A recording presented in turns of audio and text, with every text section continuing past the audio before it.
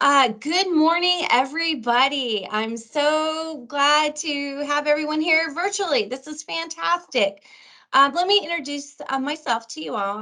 My name is Kristen Stout, and I'm the director here at the Office of Federal Assistance. And I just want to welcome you all to our virtual Grants 101 training. And we are so pleased, again, to have you here with us. But before we start today's training, I will just go over those basic housekeeping items that we need to do in this virtual training platform. So first, the training will be recorded and we will stop it at the Q&A. So if you feel more comfortable at the end, asking your question versus putting in the chat box, you won't be recorded. So we just want to make sure everyone knows that. And also the questions asked today will be posted to our website after our training, along with the recording, the slides, and those resources shared. So it's a nice little hub of information for you afterwards if you want to go back and learn a little bit more or get some clarifications on things. Participation is encouraged, and by that, please feel free to drop your questions in the chat box, and we will go through those at the end of the training presentation. Also, if you have your hand raised during the for your question, if you choose to ask it that way, we'll be able to address it then as well. Also, just please make sure your microphone is muted. We've done our best to make sure that we have that, but sometimes, things happen. And then also, closed captioning is available. So please click the CC button at the bottom of your screen. All right, so moving on, a little bit about us, one of my favorite topics. So the Governor's Office of Federal Assistance, our OFA, as we are called as well, was created with the passage of the Assembly Bill 445 of the 81st legislative session. And let me tell you our vision. Our vision is that the Governor's Office of Federal Assistance supports our stakeholders in obtaining, increasing, and maximizing federal assistance, and also our mission. We are working to reduce barriers by providing inclusive, collaborative, comprehensive, and centralized support in obtaining federal dollars for Nevada. So I just want to let you know that we are a small staff here, and we are so dedicated to bringing in those additional federal grant dollars to the state of Nevada. And then to be sure that we have some time for the presentation and hopefully some really great questions, I'm going to keep the overview pretty brief. So if you are interested in learning more about OFA, please go to our website. It's ofa.nv.gov. Again, ofa.nv.gov. And also in our training information, we did a virtual OFA open house back in September, and it has a really great overview of everything that we do and who we are. All right. So let's get to the good stuff of why you're here. So let's get to the training. So let me introduce you to today's trainers. We have Nicole Kelleher. She's our Senior Executive Grant Analyst, and Maida Sanchez, and she is our Executive Grant Analyst. And they are two fantastic people here with the Office of Federal Assistance. And I'm going to kick it over to you guys. All right, doing a quick microphone check. Thumbs up if you guys can hear me. I actually can't see anybody's thumbs. So, all right, awesome. Thank you, Kylie. Okay, so hello and good morning, everybody. It's a pleasure to be with you here today. It was so fun seeing everybody register, seeing some familiar faces, and I'm really excited to see those year brackets of how much experience people have in grants. So this is a Grants 101. Our target audience really is for those new people coming to the state. Majority, but not all, of the people on our training today are state of Nevada employees. So as you know, there is like 700 seats open with the state right now. So we are hoping that as we roll out a series of trainings, that this will help share that burden of training new employees, new people in grants. So it's really great to see people that are 1 year or less in grant experience, and then a bunch of you that are 1 to 5 years. So that's our target audience for those newbies and those green people in grants management. This is going to be a fire hose of information at a very high level overview. So it's going to just kind of give you that birth to death from writing a grant, finding a grant, all the way to closeout process. So we're not going to get into the nitty gritty details, and each of these elements could be pulled out and put into their own trainings. And over time, we plan to do that for you guys. Anyway, so with that in mind, the other thing we'd like to have you guys keep in mind is just kind of getting your bearings, knowing where you're at in the grant life cycle. Some of you guys are grant writers and you just write grants, and that is what your job is over and over, or grant managers and you just do the management of the grant processes. And so this is hopefully going to show you all the different elements. I like to call it like the you are here moment.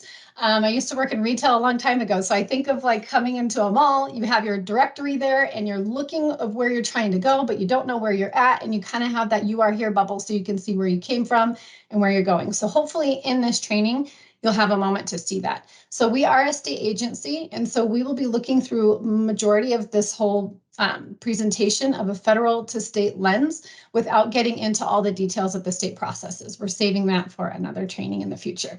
So let's go ahead and dig into our learning objectives and goals today.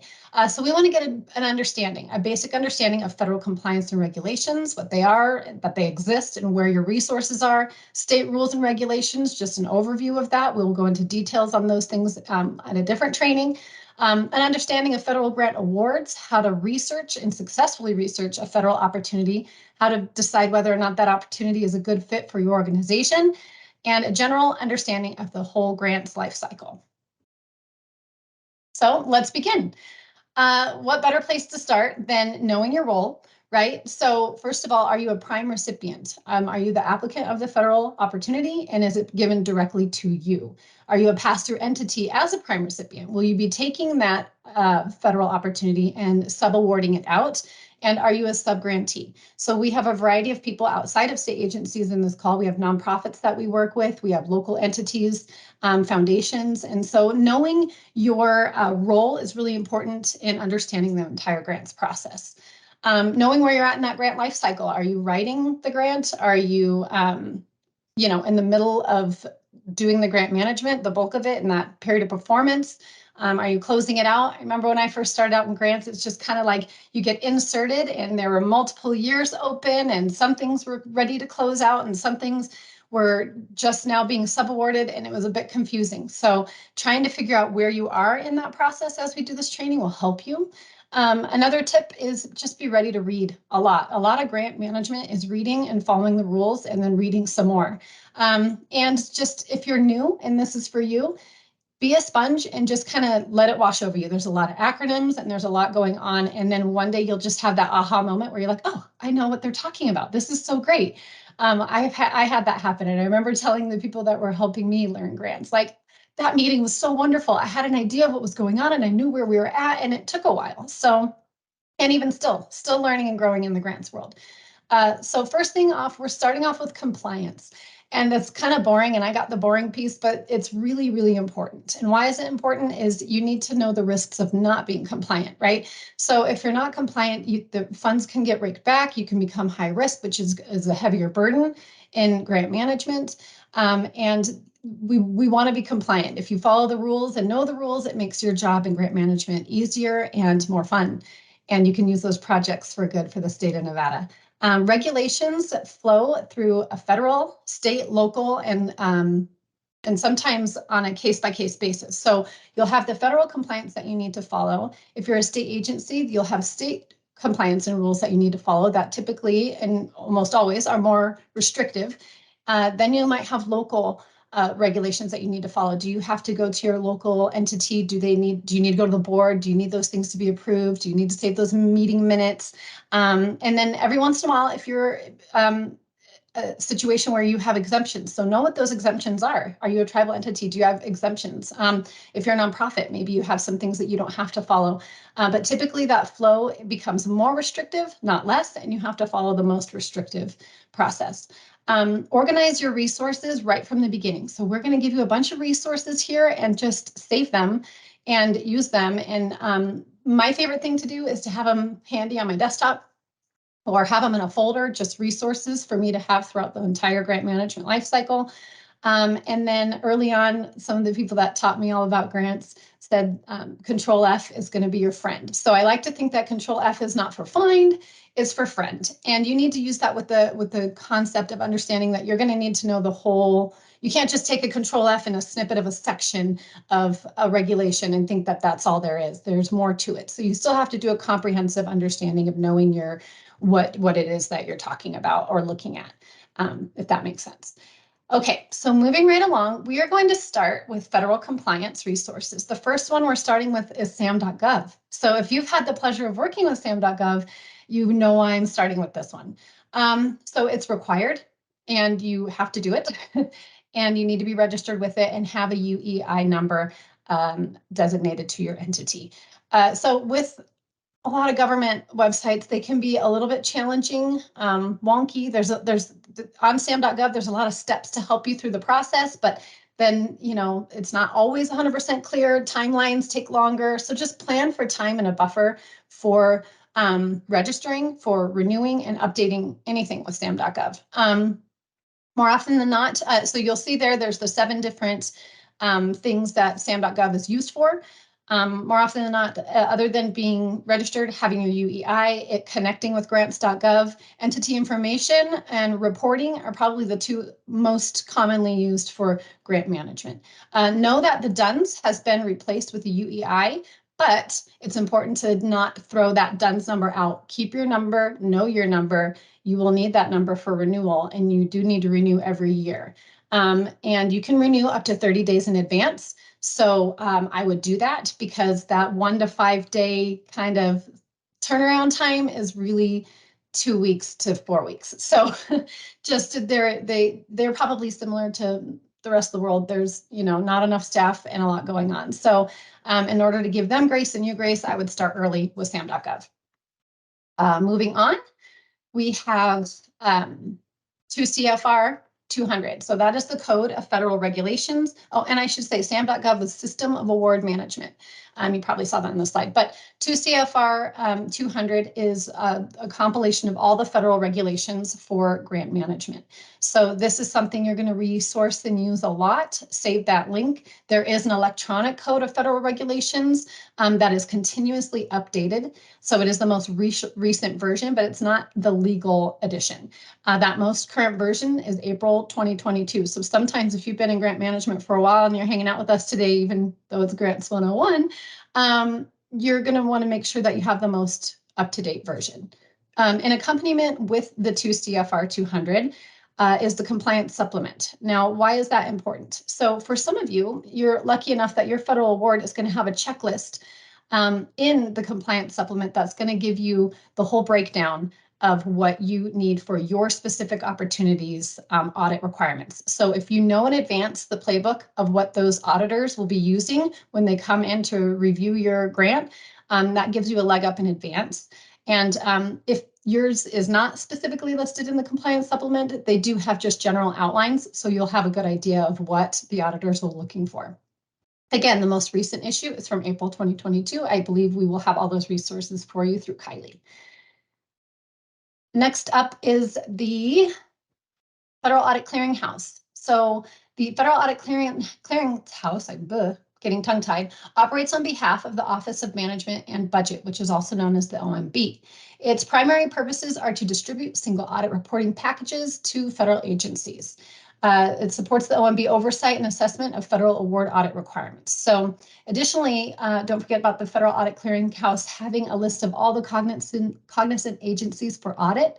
So if you are looking at indirect cost, that is something you will want to know and check out. The Federal Audit Clearinghouse report should be submitted in a timely manner to maintain low risk standing as an auditee. Know that these circulars exist and that they apply to compliance and trickle down to the grants that we manage. The compliance and rules and regulations, we're going to have one more slide on state Now, this is where we don't want to get confused with the two SAMs. So we have System of Award Management, but then we also have people use the word SAM for the State Administrative Manual. So Part 3000 is specific to grant, and we will be looking at that and updating those elements here in the near future. The OFA has resources, our website. So be sure to check out our new websites for resources. We are updating those as well and putting them on there as we can. The Nevada Grant Manual is being updated as we speak and should roll out in this first quarter. And so we're looking forward to providing more resources for you guys and being partners with you across the state in federal dollars. The Nevada Controller's Office is important to know as well for state compliance. All USAP payees must submit a vendor registration form to be paid out of this Nevada state agency. So registration is required to change your federal taxpayer identification number to an existing vendor record. To register, you just go online and follow the steps.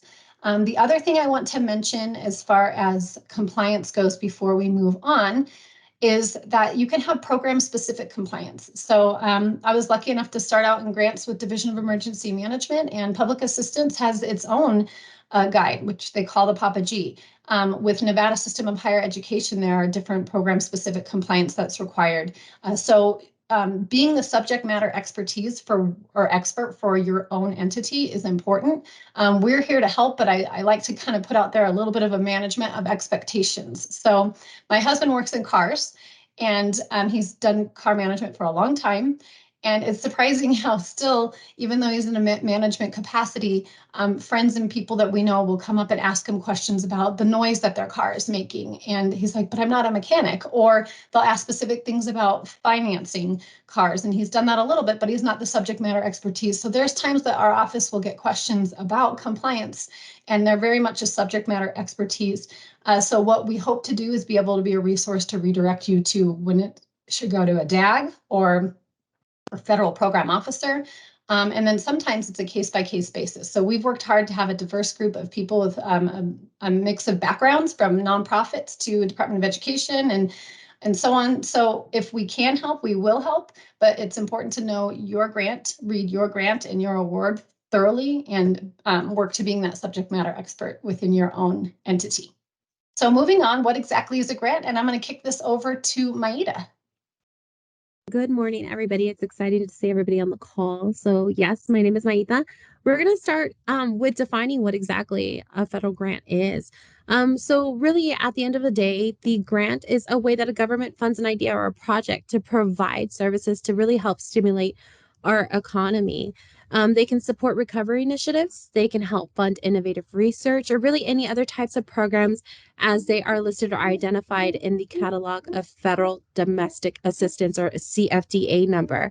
So per CFR guidance 200 right now 0.101 as listed here, a federal award is defined as assistance that a non-federal entity receives directly from a federal awarding agency or indirectly from a pass-through entity. Again, as Nicole said, understanding where you're at for your federal award. So federal grants are really identified through that CFDA number. This is a number that is assigned to a federal program by the federal government. So there are different types of grants, right? So the federal awarding agency is the one that decides how it will be dispersed, and that is authorized through a Federal Grant and Cooperative Agreement Act of 1977 that provides the federal government with guidance. So that's done consistently. So we see here, when we talk about federal fund types, we usually think about grants, but there are different types of funding, federal funding types. And you see them listed here as cooperative agreement, interagency agreements, other types of assistance, and contractual. These are all listed in CFR, so you're always more than welcome to go in. So today, when we're talking about federal funding types, we're specifically talking about federal grants, which are listed here as formula block discretionary or fixed amount awards. So some of you may be very familiar with some of these and not so familiar with other ones. So when we look at the different types of grants, we have formula, which is an allocation of federal funding to states, territories, or local units of government. And that's determined by an actual formula. And that formula is usually designated through legislation or regulation, right? Then we also have block grants. This is a type of grant or federal financial assistance for like a broadly defined function. It's usually awarded by the federal government to a U.S. state or territory government, and it may also be awarded directly to a local government. So both formula and block are non-competitive grants. Then we have discretionary and fixed amount awards, right? So a discretionary grant, the recipient is usually selected by an awarding agency and or the amount of the federal award is specified or chosen through a competitive process, right? And that's based on your proposal. That's kind of what we're most familiar with. Um, we also see fixed amount awards. This can be a grant or even a cooperative agreement where there's a specific level of support being provided, not taking into consideration the actual cost incurred. So that's a fixed amount. That's where that term comes from. So again, as you see, there are also different types of funding instruments. So today, when we're talking about federal fund types, we're mainly focusing on grants. So formula, block, discretionary, fixed amount award. So this next slide that we'll see here, it's kind of provides, not kind of, it does provide a very high level visual of grant dollar flow from taxpayer to recipient. So you will find this in the grant manual, which will be published again, like Nicole said, in the next quarter. So we just kind of wanted to provide you with that visual because sometimes it's kind of nice to see that versus just hearing about it. So federal grant research. It can sometimes be difficult to imagine where to start in your search for a grant. You have an idea, you need dollars, where do you start, right? So there are different ways that you can do that. Um, our team's website, ofa.mb.gov, is always a really great place to start. There's some really awesome resources that we have there to really provide that narrowing and focus in your grant research. You'll find information and links to various resources as you navigate and look for those grants. Another interesting area to research would be subscription websites. You could just do a simple Google search and see what pops up, whatever aligns to your need. You can also look at various subscription-based websites. Here we do have a couple examples of Foundation Directory and Grant Station, and those links will be provided to you so that you can explore those websites. You could always look at registering directly with a federal or state agency website, right? Get on their listserv so that you receive those email notifications and grant opportunities. Just as a note, our office does not endorse any subscription website or tool. We will kind of dig into grants.gov. That's what we are most commonly what we recognize, right? That's our go-to for searching for grants. So they now have a convenient phone app or mobile app, if you guys haven't seen it, you can download, which is kind of cool. As I tease, you want to bring your work home with you, right? So here we do have a visual of grants.gov, what it looks like if you haven't visited the website.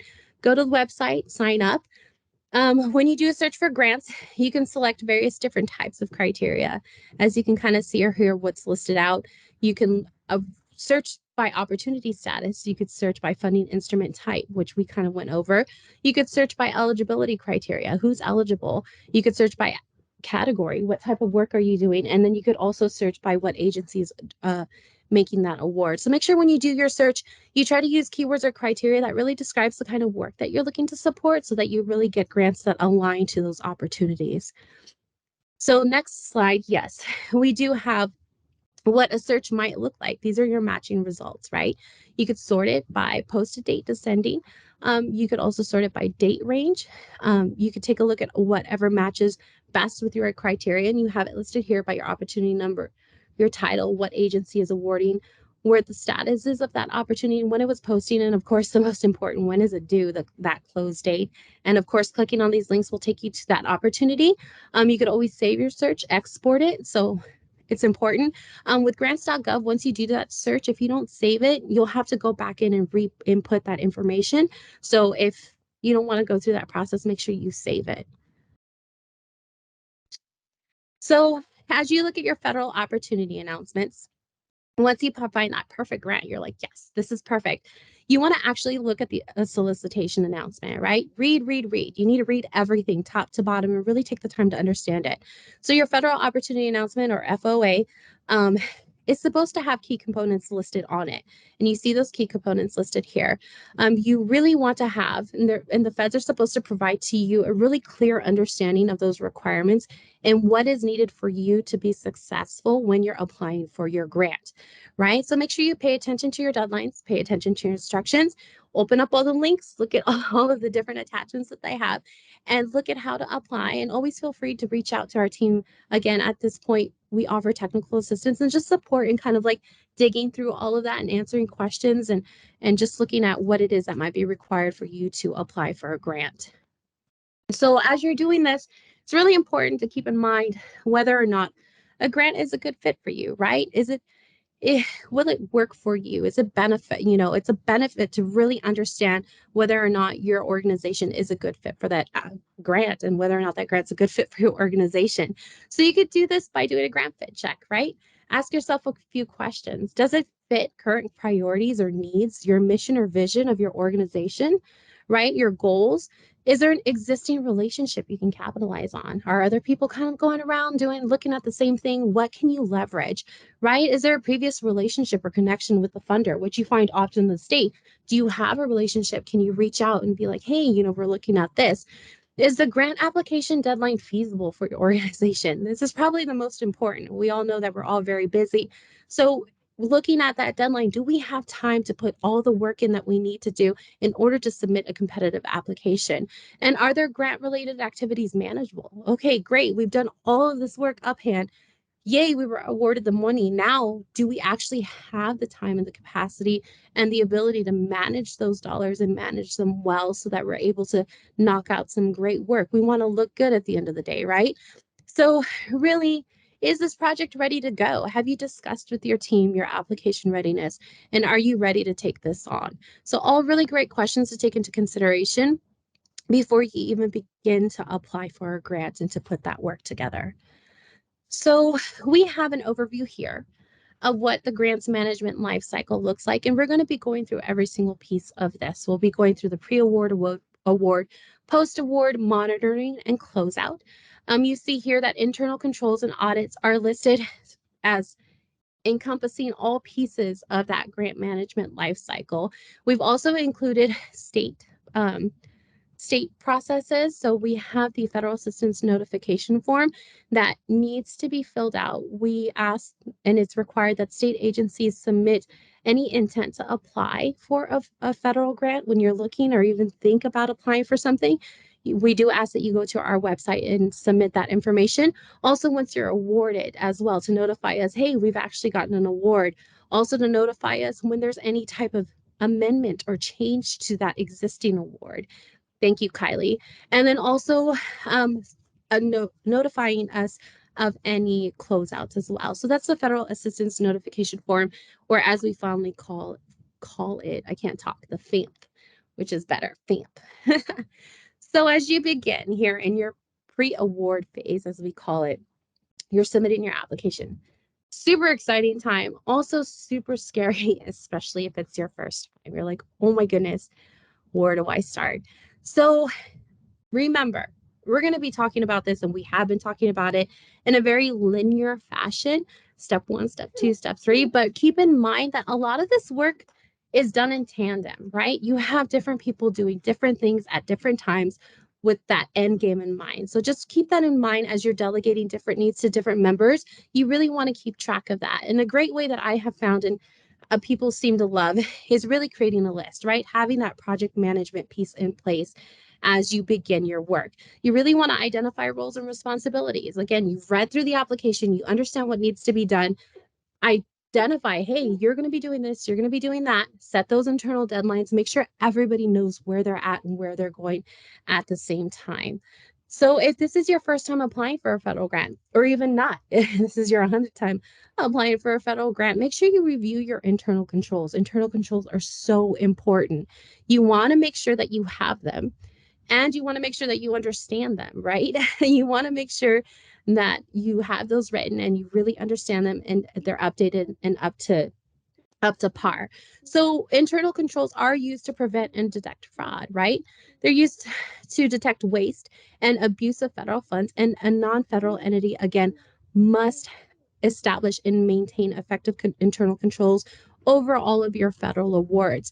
You are assuring the federal government basically that you're managing their federal dollars well and you're in compliance with federal statutes and regulations, and also that all the terms and conditions of your award will be met once awarded, right? So many federal grants also require, again, that you submit to your single point of contact. And this is per Federal Executive Order or Presidential Executive Order 12372, which is listed here. We call it the SPOC. This is also sometimes called the intergovernmental review process of federal programs. So the idea really is to coordinate in-state grant applications and to foster intergovernmental partnerships. And OFA is that designated SPOC entity. So going back to that FAMP form, that is how that is done. So you would submit your FAMP. Some federal grants will note you have to submit. Some federal grants will say, hey, you're exempt. But per NRS, Nevada Revised Statute, and our state administrative manual, SAM, you are required, whether or not the federal grant requires it, to submit that SPOC notification or FAMP notification to us. So again, at that beginning part here, it's that intent to apply and your actual notice of application. So make sure you take the time to do that. Just to answer a question before it comes up, if you haven't done it and you've already applied for a grant and you've already gotten an award, it's never too late. You could retro per se. So if you haven't submitted that SPOC form to us in the past, do it now. So yes, and if you have questions, reach out to us about that. So now we're in that pre-award phase again. You have now notified us that you're applying for the grant. Yay, thank you. And you're developing your proposal and really working on that grant application. So as you write your proposal, we can go into this all day long, right? You really want to take the time to really understand the ideas or the programs that need to be developed within that proposal and demonstrated within that application. You really want to identify the key ideas in that solicitation and shape your proposal around those ideas to increase your chance to have funding awarded, right? You want to be competitive. You want to create alignment. You want to leverage your relationships and your partnerships and really demonstrate to the feds that you are able to deliver a high quality level of work and that you can make it happen, right? You want to create that story, as someone else has said in the past, and really engage who will be reviewing your application and the feds in the work and be like, hey, we can get this done. This is how we're going to do it. And this is how we're going to do it. So part of that is that budget build, right? You need to submit a budget. So you want to understand what needs to be built into your budget and make sure that the budget really reflects what was written into your proposal and your narrative. You want to take into consideration the needs of your agency, right? So really understanding here indirect and administrative costs, what those look like, what you have, what you're working with, and really building those in. Also, when talking about needs of your agency, you want to build in lead time, right? We have state processes. Once you get awarded federal funds, you have to have that lead time so that you get authorization for those federal dollars. And you don't want to promise the moon in that first quarter or that first year when you know that it's going to take a little bit for you to get settled in and really build in those necessary things that you need in order to even expend your dollars. So make sure you build in your lead time. And again, always create that alignment within your budget with your proposal. So take into consideration just all of those different factors. It can take a little bit of time, but it's always, 90% of the grant works at the front end, 10% is at delivering at the end, right? So as you put your grant application together, again, different parts overlap. So you want to look at that grant, right? You really want to take the time to build that story, to write that into your narrative, take the time to do that. You want to look at your performance measures and really identify what those are, create alignment again. And then you want to, at the end of the day, provide that solution. Be like, hey, we recognize the problem. This is the solution. This is how we're going to get there. So once you do that, it's time for submission, right? Hopefully you've planned well and you're done a little bit early. It could be last minute stuff. So remember to always triple check everything. Read, read, read. We cannot emphasize how important it is to read and to ask questions. When in doubt, ask questions. You never know who knows what on your team or outside of your team. You want to make sure that you're registered with grants.gov and sam.gov. What Nicole said, take the time to do that. Check it ahead of time. Don't be doing it the last minute. because then that might create an unnecessary barrier for you to upload your grant into grants.gov, and you've put in all this work and now you're stuck right at the finish line and you can't get that uploaded for some reason. So make sure you identify your key documents, you get everything uploaded, you do it with enough time just to troubleshoot anything that might potentially come up and prevent you from getting that award or that application submitted to grants.gov or whoever it might have to be. So now we have our notice of grant award components. So you put in the work, you've been awarded. Woo! I don't know. This might be the scarier part. This is where all the fun starts. You actually got to start working on those dollars and really seeing them come to fruition, right? So just remember, in order for your award to be fully executed, it needs to be signed by everybody. So make sure that all those proper signatures are on that notice of grant award, or NOGA, as we call it. And then make sure you file it away. You keep a copy of it. People who need it and need to read it and understand it, everybody has a copy of it, and keep that with you, because that is going to really inform all of your work through that grant life cycle, right? So through NRS, it spells out what is required to be provided on that NOGA. There needs to be certain information in that grant application or that reward application package for you so that you understand what you're responsible for. So it will have that recipient name. Make sure your UEI number is correct. It will have that FAIN number, the unique federal award identification number. It'll have the award date, what your period of performance is, what your budget looks like, any cost sharing, your approved budget, your project description, who your contacts are, everything that you basically need to know in order for you to be successful in your grant or your grant implementation at this point. So remember, per NRS, and it's 358.245, if anyone wants to know, you're required to provide a copy of your grant application and your grant award to the governor's finance office, as well as LCB, or the Legislative Council Bureau's Fiscal Analysis Division. You have to submit that notification of award to that. And then you also have to submit a federal assistance notification form, notice of award, to our office as well, and that's to that ofa.mv.gov website. So don't forget. So here we do have a NOGA sample. As you notice that this sample, it's called Notice of Awards. Sometimes words change. We call it a NOGA, NOAA, but it's the same and different thing. It's that award of notice. And again, it has to have that information listed per NRS, or per CFR, I'm sorry, 200. You will have information again about that timing and the scope, expected performance, all of the information, who your contacts are. So make sure you have that information. And again, you keep it, you read it, and you understand it, and you understand those expectations. So after you receive your NOGA, state agencies, you need to reach out to your ASO, or administrative service officer, or your budget person, whoever that might be, to gain that budget authority. This again walks back to our lead time. Make sure you build that lead time into your budget so that you have time to do these processes without like crying or pulling your hair out, right? You could always reference SAM 3000. You should reference SAM 3000. It really provides really clear direction at the end of the day of what that process looks like, what forms you have to fill out, what you have to do basically in order for you to accept your federal grant award, which has to be done through the interim finance committee, right? You have to develop your work program, you in collaboration with your budget folks, and submit that to the IFC to be put on the agenda basically. And that's the interim finance committee.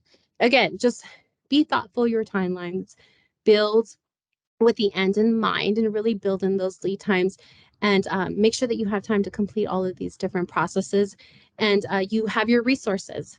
Like Nicole said, where do you go to ask those questions? Where do you go to look at those steps? What do you have to do in order for you to be successful in your grant implementation? So I will leave it there and kick it back to Nicole. Okay, hopefully everybody can hear me okay. So now I just wanted to circle back to Maida's section a little bit. We went forward as you receiving the award. In the event that you do not get the award, be sure to ask for a formal debrief. So that is something that you're entitled to know exactly why you did not receive your federal award. And in that formal debrief, it's going to give you all the information you need so that you can be better prepared for the second go around. 9 times out of 10, it has to do with a benefit cost analysis, and they can give you information on how to break that down and how it can work better for you so that you can get that award that second go around. So moving along, now you've been awarded. It's fully executed, and we are in the post-award stage. This is the longest part of your grant management. Sometimes it's 1 year, 3 years, 5 years. And here's where you're digging into the meat and potatoes of grant management. The post-award phase is when you finally get to put all of those hard-earned award dollars to work for Nevada. Now's the time for your project to get to work within that period of performance. The first thing a state entity would do is to establish that job number through the Nevada State Controller's Office, and using your resources like SAM, the State Administrative Manual 3000, you will be able to simply follow those steps. If you're not a state agency, remember to check your entity's internal processes for accepting and the authorization and use of the federal dollars awarded to you. It's important this phase to, again, know your role and what specific processes are applicable to you specifically in your role and to your entity. The second thing to do is to prepare for, procure, and complete all the single audit requirements. I'm going to read this for you guys. 2 CFR 200.501 states, a non-federal entity that expends $750,000 or more during the non-federal entity's fiscal year in federal awards must have a single audit conducted in accordance with 2 CFR 200.514, except when it elects to have a program-specific audit conducted. If an entity expends less than the $750,000, it is exempt. However, and this is the key point, a federal agency, a pass-through entity, or the Government Accountability Office, which is the GAO, can request records for review or audit at any time, and a pass-through entity may choose to use an auditor to monitor its subrecipients. So see 2 CFR 200.425 for additional information on that. If you are a pass-through entity, a prime contractor, or a prime grant recipient, you will be sub-awarding. Now is the time that you would begin that process. If you are sub-awarding, then the FFATA is specific to you, so do not forget about that. It is the Federal Funding, Accountability, and Transparency Act. Using the FSRS, which is the Federal Subaward Reporting System, you're going to use that in order to be compliant with the FFATA.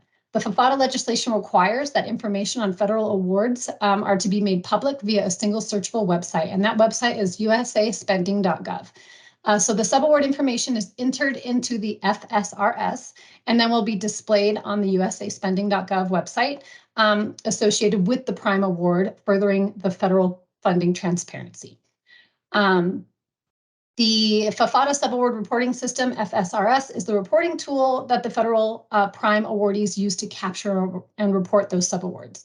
So a reporting timeline for the prime recipients pertaining to their specific subawards is provided on the website, and you would need to follow that timeline. Moving on. Okay, so post-award continued. Reporting, documentation collection, and review. This is the bulk of grant management and the workload. Sometimes it can be quite cumbersome. This is when your internal controls and your resources, compliant resources, are going to be used to the max. So here are some tips to help you along the way. Make individual checklists and stay on track with your timeline. Requests for reimbursements, also known as RFRs, your quarterly financial reports, which are QFRs, quarterly progress reports, QPRs, the accurate, complete documentation collection, tracking of all the expenditures to the penny, project change requests or any amendments would be happening during this time frame in the grant life cycle, any desk monitoring. Requesting, gathering, and waiting on missing or inaccurate information can be time consuming, and so you're following up with that.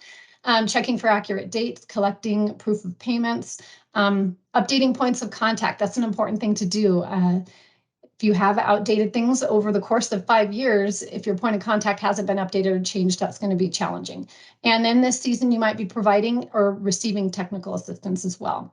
With the many layers of compliance and rules and regulations to follow as a grant manager, sometimes it can be overwhelming, but be patient with yourself and use your resources.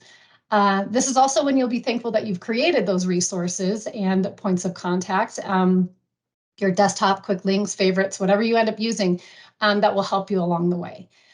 From there, we move to monitoring. So with monitoring, this is the internal control feedback loop, right? It provides a checks and balance to the grant management that you're doing or overseeing. Monitoring is a good time to reflect, review, revise, or advise as necessary.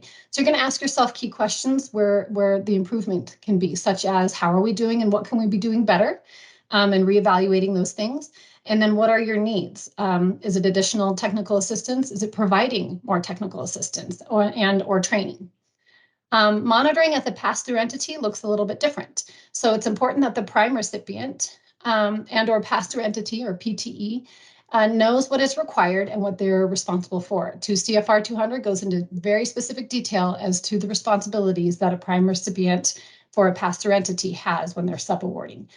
So make sure you're checking 2 CFR for the detailed responsibilities.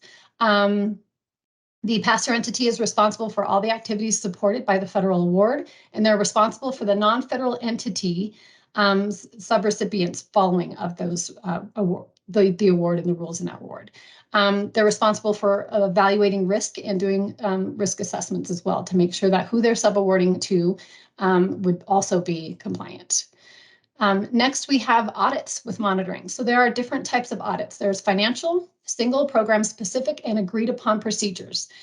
So knowing which type of audit applies to you and which ones you will need to be doing. And again, that compliance resource is going to be a tremendous help. Knowing the playbook in advance is going to help you be better prepared when audits come on. So based on risk assessment or other factors, a pass-through entity may decide to have quarterly progress reports or even monthly reporting and may choose to do remote or in-person desk monitoring. This provides, again, that feedback loop to make sure that the internal controls that are in place are working, or if gives you that ability to see where they're not working to make adjustments. This is a way to ensure that the funds are being spent in a timely manner in accordance with the scope of work. It's a way for the pass-through entity to be aware of any unforeseen challenges in a project, if their project's going to get it done on time. So those are things you want to look at. Monitoring and audits go hand in hand, so knowing the different types is important. Don't forget, again, that compliance supplement. So now we're moving through to closeout. Again, reminder to know your responsibilities and your role in closeout. There are a few reasons why you would have closeout. Some of them being just the period of performance's end, your project's over and you're closing it out. Sometimes a project completion happens before the period of performance and their closeout process happens sooner. Sometimes reason for closeout might be for non-compliance, which wouldn't be ideal, but that does happen sometimes. Or both the pass-through entity or a subrecipient agree to terminate the award. So maybe there's some things that happened that are out of your control that have made it that not possible to do that particular grant at that particular time. So they might agree to not proceed at that time. Compliance, be sure to reference your 2 CFR 200.344 when executing a closeout. Note that deadlines differ. So it's 90 days versus 120 respectively for subrecipients versus prime recipients. So that prime recipient has a little more time to collect all of the subrecipient and submit to the federal program officer. This is also where, with the monitoring overlapping into closeout, you would want to be keeping an eye on your project and note if you need a request for an extension, a no-cost request for an extension, plan in advance to do that and give good reasons why. And really, maybe there's just a slight delay in your project and 30, 60, or 90 more days will help you expend those funds so that you're not de-obligating and you have a successful project. Again, helpful tips in closeout. Be organized, document and track all along the way. Make sure you read and ask questions and make sure you document those questions. So if you're asking targeted questions to your federal program officer, save that correspondence, reference it, and keep it on hand. So here is just a quick closeout guide, and some of these things are just as applicable. So knowing your deadlines, preparing for extensions in advance, timely submission of financial, programmatic, and other reports, reconcile all of your financials to the penny, ensure that backup documentation has been collected and is accurate all along the way, collect all subrecipient reports with final submission in a timely manner, property disposition as applicable, the financial performance report, the SF 425, 428B, 429B. Make sure that if there's any inquiries with as a subrecipient to your pass-through entity or with your federal program officer, that you respond to those in a timely manner. You're going to have a proper closeout letter, and then the prime recipient is required to give notifications to the Controller's Office, the Governor's Finance Office, and our office, the Office of Federal Assistance, for closeout of your awards. So in conclusion, I'm going to kick this over to Kristen at this time as we wrap up our training. It was a pleasure to be with you all today, and I hope that you found this really, really helpful, and we're looking forward to working with you all in the future.